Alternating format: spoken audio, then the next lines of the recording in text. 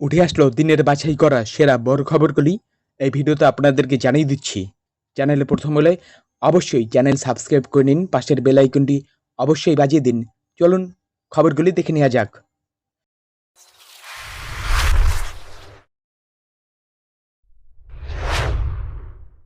মোদি ক্যাবিনেটে বিদ্রোহ, পদ চাই না, নিষ্কৃতি দেওয়া হোক।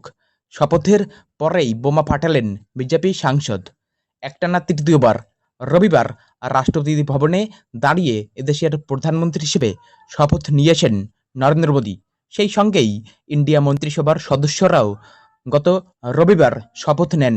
সব মিলিয়ে মোদী সহ মোট ৭২ জন এদিন শপথ গ্রহণ করেন। আর তারপরেই পদ থেকে নিষ্কৃতি চাইছেন বিজেপি সাংসদ সুরেশ গোপী। কেরলের এই নেতার দাবি, তার এই পদ চাই না, শুধুমাত্র একজন সাংসদ হিসেবে তিনি ত্রিচুরের মানুষের জন্য কাজ করতে চান। শীঘ্রই এই পদ থেকে তাকে নিষ্কৃতি দেওয়া হোক বলেও জানিয়েছেন সুরেশ। আর তারপরেই শুরু হয়েছে চর্চা। তাহলে কি শপথের পরেই মোদি 3.0 ক্যাবিনেটে বাজতে শুরু করেছে বিদ্রোহের সুর? শুরু হয়েছে সেই চর্চা। সুরেশ বলেন, সাংসদ হিসেবে কাজ করাই আমার লক্ষ্য, আমি কিছু চাইনি। আমি বলে দিয়েছি যে আমার কোনো পদ চাই না, শিগগির আমায় এই পদ থেকে নিষ্কৃতি দেওয়া হোক। ত্রিচুরের ভোটারদের কোনো অসুবিধা হবে না, কারণ তারা জানেন একজন সাংসদ হিসেবে আমি ওদের জন্যই কাজ করব। সেই সঙ্গেই আমায় আমার সিনেমার কাজও করতে হবে। কেরলের এই বিজেপি নেতা একজন রাজনৈতিক হওয়ার পাশাপাশি অভিনেতা, প্লেব্যাক গায়ক এবং টিভি সঞ্চালকও।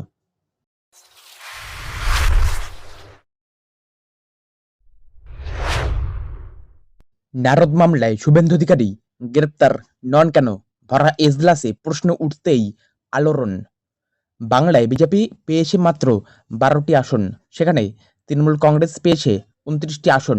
গোটা দেশে সংখ্যাগরিষ্ঠতা পায়নি বিজেপি। শরিক ধরে এখন এনডিএ সরকার গড়ে উঠেছে। রবিবার রাতেই হয়েছে শপথ গ্রহণ। আর এবার নারদ মামলার শুনানিতে আলোড়ন ছড়িয়ে পড়ল। নারদ মামলায় কেন গ্রেপ্তার হলো না মুকুল রায় ও শুভেন্দু অধিকারীকে?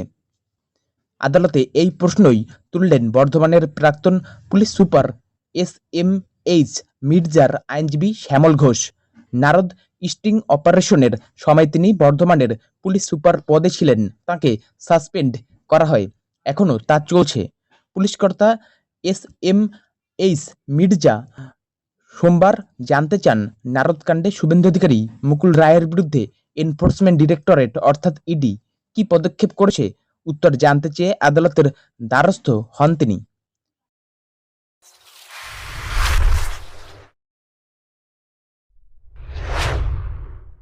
ভোট পরবর্তী হিংসা নিয়ে উত্তাল রাজ্য, আক্রান্তদের নিরাপত্তা চাই, এবার হাইকোর্টে ছুটলেন শুভেন্দু। লোকসভা ভোট মিটতে না মিটতেই শিরোনামে ভোট পরবর্তী হিংসা। দিন কয়েক আগে রাষ্ট্রবাদী আইনজীবী নামক একটি সংগঠনের তরফ থেকে কলকাতা হাইকোর্টে একটি জনস্বার্থ মামলা করা হয়েছিল। এবার এই একই ইস্যু নিয়ে উচ্চ আদালতের দৃষ্টি আকর্ষণ করলেন রাজ্যের বিরোধী দলনেতা শুভেন্দু অধিকারীর আইনজীবী।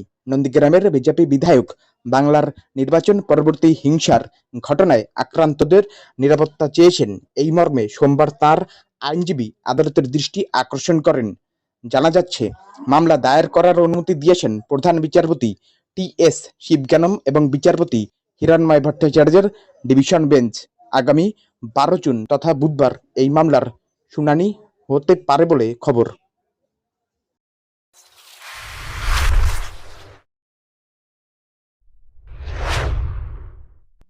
প্রধানমন্ত্রী হিসাবে নমর শপথ, অবশেষে মোদীকে শুভেচ্ছা জানালো পাকিস্তান। অবশেষে নরেন্দ্র মোদীকে শুভেচ্ছা জানালো পাকিস্তান। রবিবার প্রধানমন্ত্রী হিসেবে শপথ নিয়েছেন মোদী। তারপর সোমবার এক্স হ্যান্ডেলে মোদীকে শুভেচ্ছা জানিয়েছেন পাক প্রধানমন্ত্রী শাহবাজ শরীফ। উল্লেখ্য, এনডিএ নির্বাচনে জেতার পরে পাকিস্তানের তরফে কোনো শুভেচ্ছা বার্তা পাঠানো হয়নি। জওহরলাল নেহরুর পরে প্রথমবার কোনো প্রধানমন্ত্রী 3বার শপথ নিয়েছেন। তৃতীয়বার দেশের প্রধানমন্ত্রী হিসেবে রবিবার শপথ গ্রহণ করেন মোদী। শপথ গ্রহণের আগেই বহু রাষ্ট্রনেতাই তাকে অভিনন্দন জানিয়েছেন। তাদের মধ্যে অনেকেই আমন্ত্রিত ছিলেন শপথ গ্রহণ অনুষ্ঠানে, কিন্তু প্রতিবেশী দেশ পাকিস্তান অভিনন্দন বার্তাটুকুও পৌঁছে দেয়নি ভারতকে। শপথ গ্রহণে আমন্ত্রিতদের তালিকাতেও ছিল না পাকিস্তান। কেন মোদিকে অভিনন্দন জানানো হয়নি সেই নিয়ে মুখ খুলেছিল ইসলামাবাদও।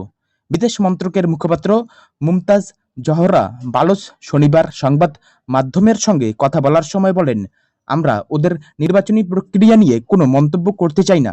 সেই সঙ্গে তিনি বলেন, যেহেতু এখনো নতুন সরকার শপথ গ্রহণও করেনি, তাই এখনো ভারতের প্রধানমন্ত্রীকে অভিনন্দনের বিষয়ে বিবেচনা করাটা নিহাতই অকালীন হয়ে যাবে। তবে সোমবার অবশেষে শুভেচ্ছা এলো।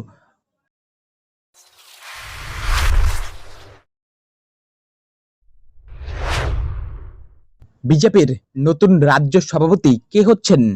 মুখ খুললেন সুকান্ত। তুমুল শোরগোল বাংলায়। লোকসভা ভোটে গোটা দেশের মতো এ রাজ্যেও প্রত্যাশিত ফল না মেলায় এবার রাজ্য সভাপতি বদলের পথে হাঁটতে চলেছে বিজেপি। আর সেই কারণেই বর্তমান রাজ্য সভাপতি সুকান্ত মজুমদারের সম্মানজনক বিদায়ের ব্যবস্থা করল দলের কেন্দ্রীয় নেতৃত্ব। রবিবারই কেন্দ্রীয় প্রতিমন্ত্রী পদে শপথ নিয়েছেন সুকান্ত মজুমদার, যার ফলে রাজ্য বিজেপি সভাপতি পদে রদবদল অবধারিত হয়ে উঠল। কিন্তু কে হবেন বাংলায় বিজেপির নতুন রাজ্য সভাপতি, তা নিয়েই মুখ খুললেন সুকান্ত মজুমদার স্বয়ং। বিজেপির নতুন রাজ্য সভাপতি কে হচ্ছেন, এই প্রশ্নের জবাবে সুকান্ত সাফ বলেন, এখনো দল কাউকে দায়িত্ব দেয়নি, আপাতত আমি রাজ্য সভাপতি থাকছি। প্রসঙ্গত, বিজেপির সংবিধান অনুসারে কোনো ব্যক্তি একসঙ্গে দুটি পদে থাকতে পারেন না। ফলে সুকান্ত মজুমদার মন্ত্রী হওয়ায় তাকে রাজ্য সভাপতি পদে ইস্তফা দিতেই হবে। যে কারণে রাজ্য বিজেপির সভাপতি রদবদল এখন সির্ফ সময়ের অপেক্ষা। 2021 সালের বিধানসভা ভোটের পর রাজ্য বিজেপি সভাপতি পদে বসেন সুকান্ত মজুমদার। তার 3 বছরের কার্যকাল শেষ হচ্ছে জুনেই।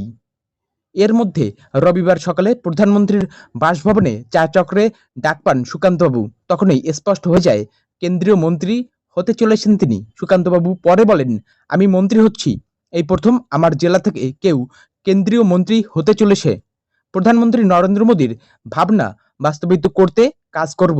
তিনি আরো বলেন, আমি দলের একনিষ্ঠ কর্মী, তাই কোনো মন্ত্রক পেলাম সেটা বড় কথা নয়, দেশের জন্য কাজ করতে পারবো সেটাই বড় কথা। রবিবার রাতে রাষ্ট্রপতি ভবনে শপথ নেন সুকান্ত মজুমদার।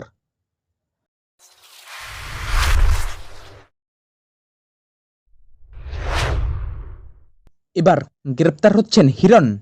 বিজেপি নেতার বিরুদ্ধে বিরাট নির্দেশ দিল কলকাতা হাইকোর্ট। তোলপাড়, গোহারা হেরেছেন ভোটে, এবার আরও বিপাকে ঘাটাল লোকসভা কেন্দ্রের বিজেপি প্রার্থী হিরণ চট্টোপাধ্যায়।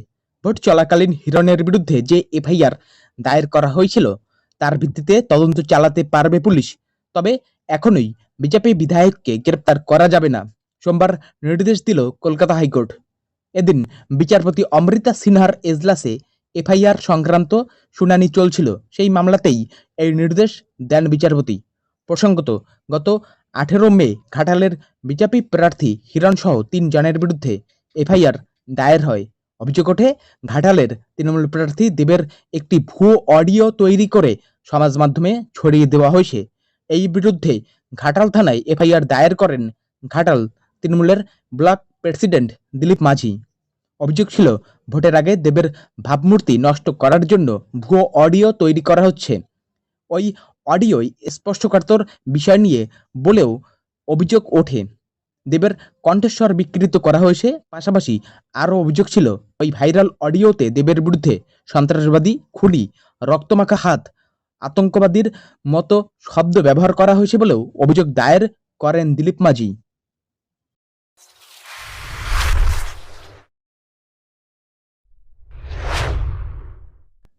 সোহমের পাশে নেই দেব, স্পষ্ট বললেন, বন্ধু বললেই সব কিছু মানা যায় না। এক রেস্তোরাঁর মালিককে মারধরের অভিযোগ উঠেছে তৃণমূলের তারকা বিধায়ক সোহম চক্রবর্তীর বিরুদ্ধে। বিরোধীরা তো বটেই, দলের অনেকেই পাশে নেই তার। সোহমের সঙ্গে খুবই ভালো সম্পর্ক তারকা সাংসদ দেবের। তবে এই ঘটনাকে তিনি কোনোভাবেই সমর্থন করেন না, তা বুঝিয়ে দিলেন। সোমবার দিল্লিতে পা রেখেই দেব বলেন, সোহম আমার খুব ভালো বন্ধু, কিন্তু বন্ধু বলে আমি সবকিছু সমর্থন করতে পারি না। সোহমের ক্ষমা চাওয়া উচিত। সোহমের সঙ্গে আমি কথা বলেছি, ও ঠিক কাজ করেনি। শনিবার রাতে নিউ টাউনের এক রেস্তোরাঁয় শুটিং করতে গিয়েছিলেন সোহম চক্রবর্তী। সেখানেই গাড়ি পার্কিং নিয়ে রেস্তোরাঁ মালিকের সঙ্গে বচসা, তাতেই কথা কাটাকাটি এবং গায়ে হাত তোলা। সোহমের সেদিনের ঘটনার ভিডিও সামনে আসতেই নিন্দার ঝড় ওঠে।